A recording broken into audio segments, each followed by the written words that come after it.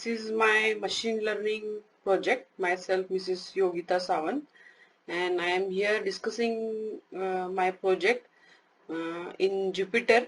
The project aims to predict uh, liver patient or liver disease from given data set, whether the patient has a disease or not. It is a binary classification problem where the given data set consists of 10 different features. We have used confusion matrix for getting clarity of number of correct or incorrect predictions by the model, and second metric I have used is ROC accuracy, that is receiver output characteristic accuracy. It considers the rank of the output probabilities and intuitively measures the likelihood that the model can distinguish between a positive or a negative point. We'll use accuracy to select the best model.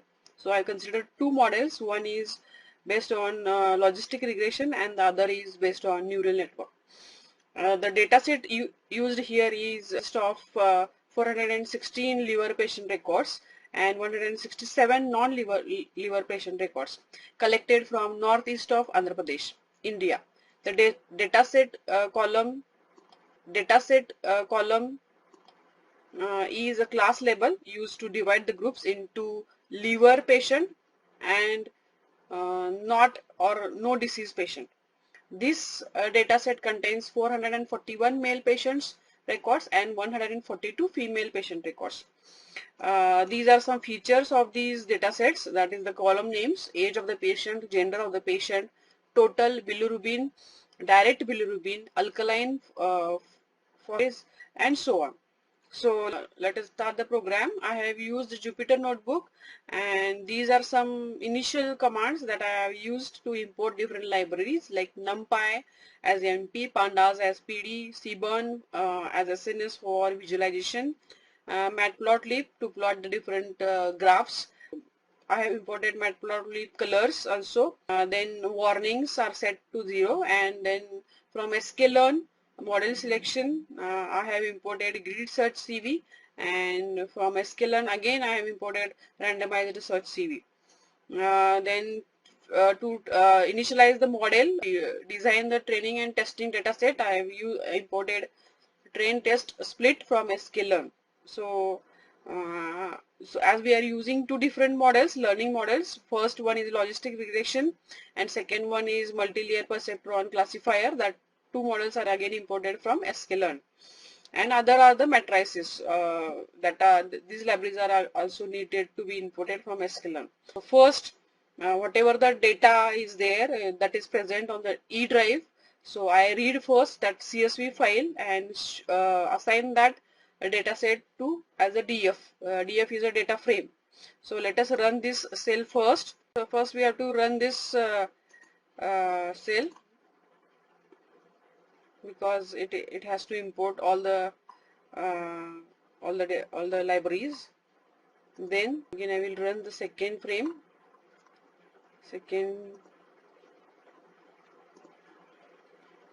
Okay, now it is correct. So DF contains the database which is liver patient database.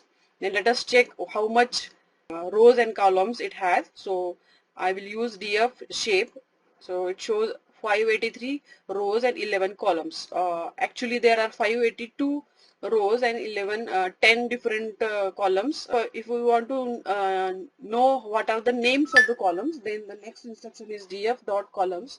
So if I run this instruction, then these are the names: age, gender, total bilirubin, direct bilirubin, all are the column names. So let us see how the data sheet look like.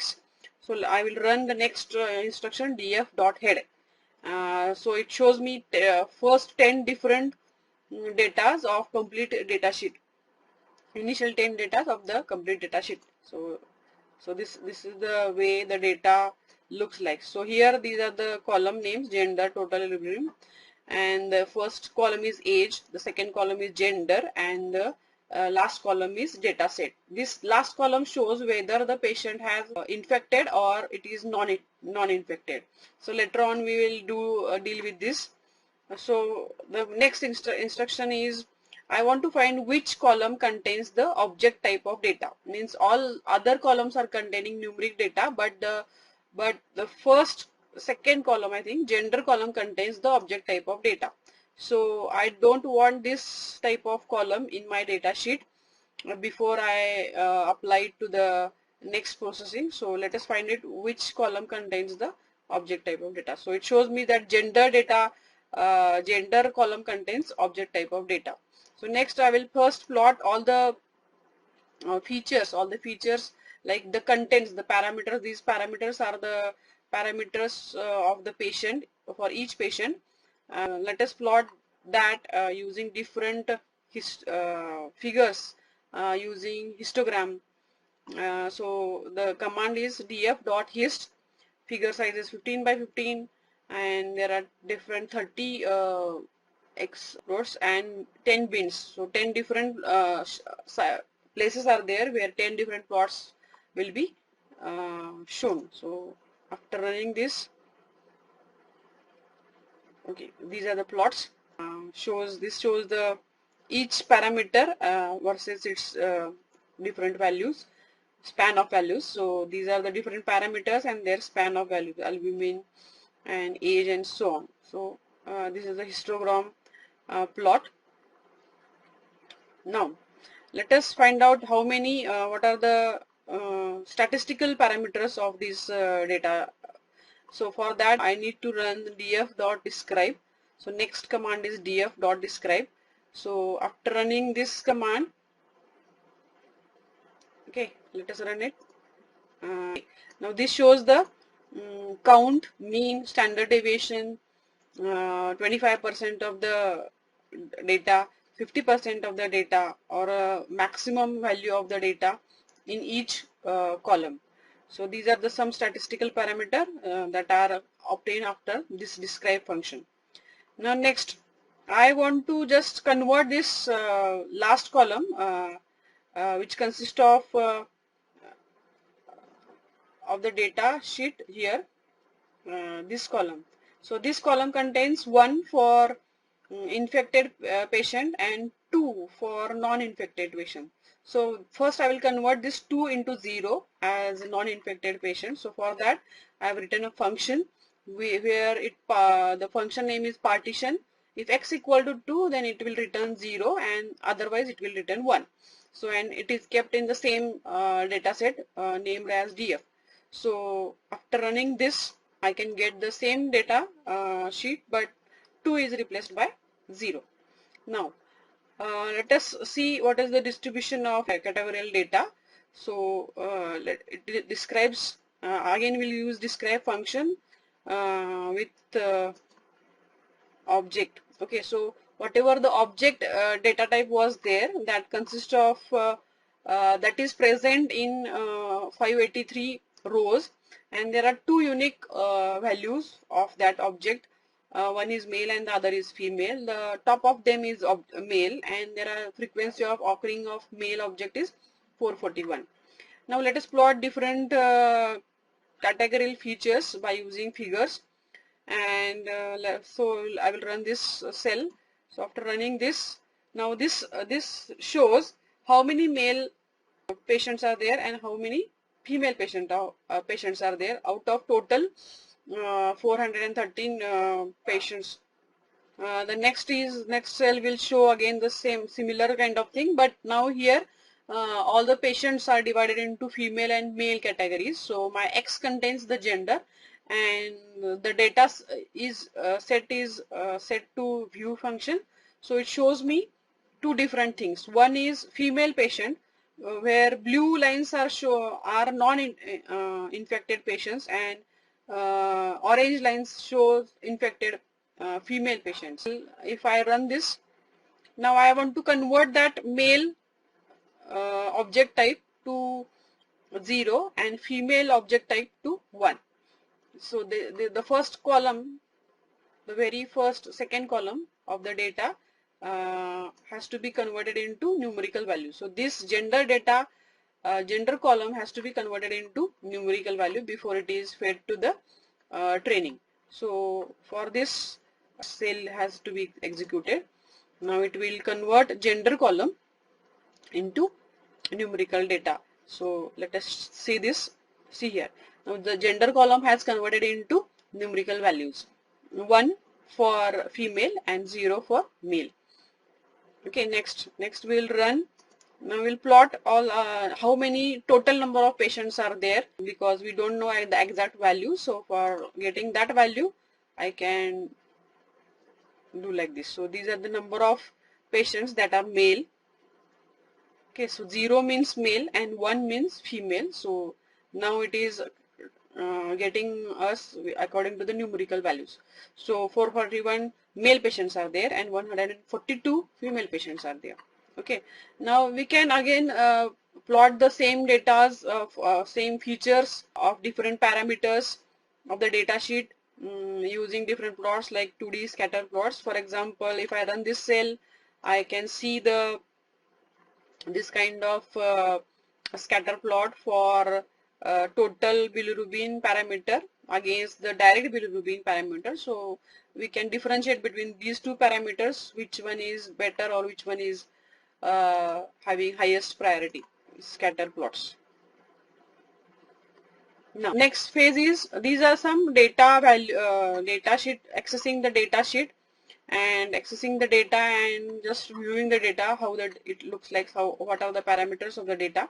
The second phase in the project is data cleaning, where we can drop many duplicate columns, we can delete some NaN numbers and we can fill it with some other values like mean values and so on. So first we'll drop duplicate columns. So for that I will run this cell. So after dropping all the duplicate columns, similar columns, I get the shape of the data sheet is now set to 570 and 11 columns. So some of the rows are deleted from the previous data sheet. Now some points, some data are beyond the limits. Their values are far away from this basic cluster. So we can remove this by removing outliers. These are called as outliers. So we can remove those by using outliers. So let us see what are the outliers that present in our data. So first we'll plot this box plot using SNS library and for this parameter, and we can see that at 5000 some data is also present, but it in between 3000 and 5000 nothing is present. So we can just delete this data, which these are known as outliers. So to delete this, we'll sort the values according to ascending and descending order and see how many parameters are present at this highest number, and then I can just slice those values of this column aspirate amino transpace which are below above the 3000, and all the others are kept as it is in the DF datasheet. So after running this, again the shape of the data sheet has reduced to 569. So this way we can just reduce the shape of the data frame, and so that the further processing is very easy. Again I can see the outliers at 3000 only one data is present. So again this can be also skipped, and next we can just filter out some null values, blank spaces in the data sheet. So for that I will just check, is there any null values. If it is true, then I will drop all those null values by using drop NA function. So after that the shape of the data sheet will again reduce to 564.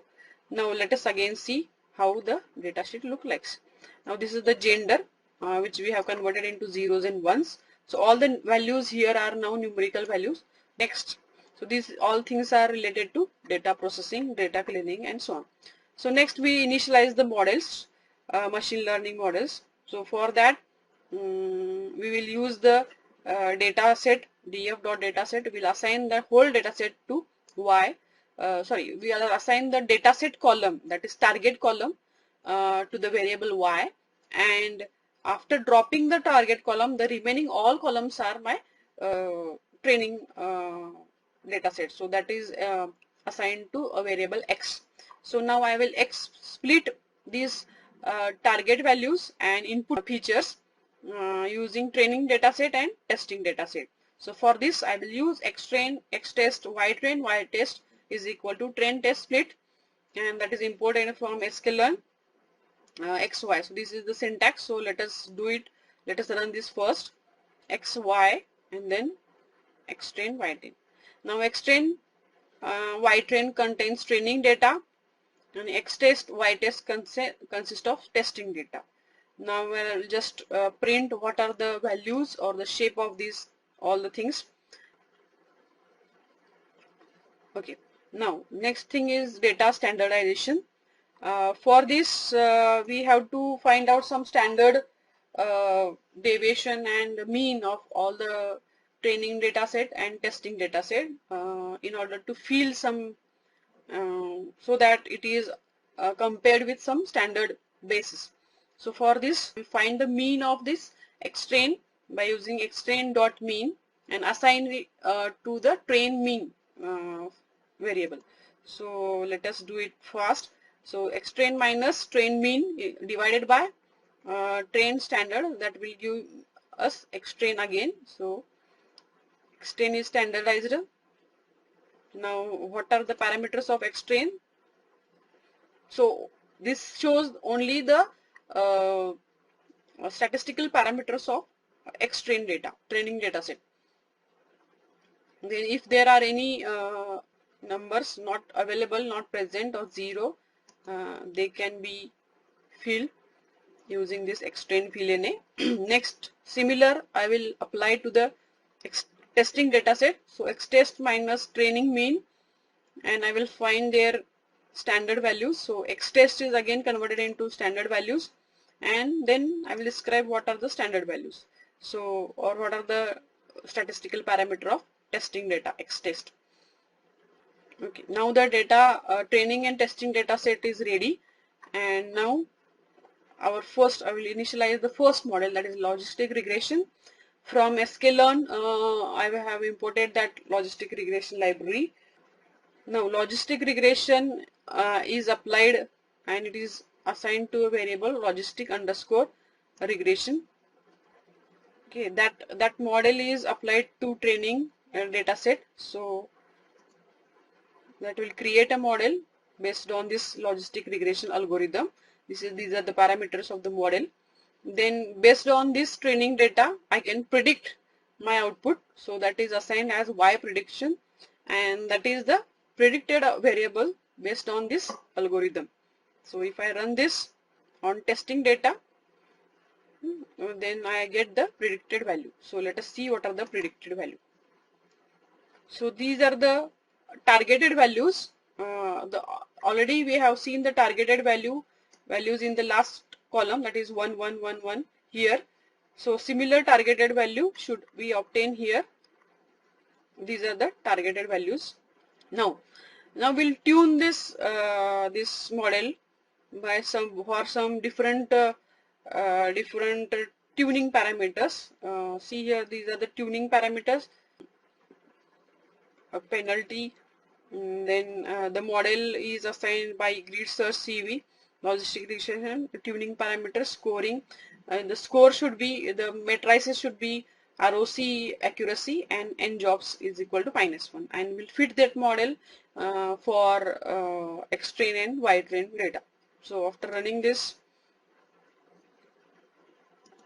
running the model best estimator gives us the value of the different parameter, whether they are applied to the model or not.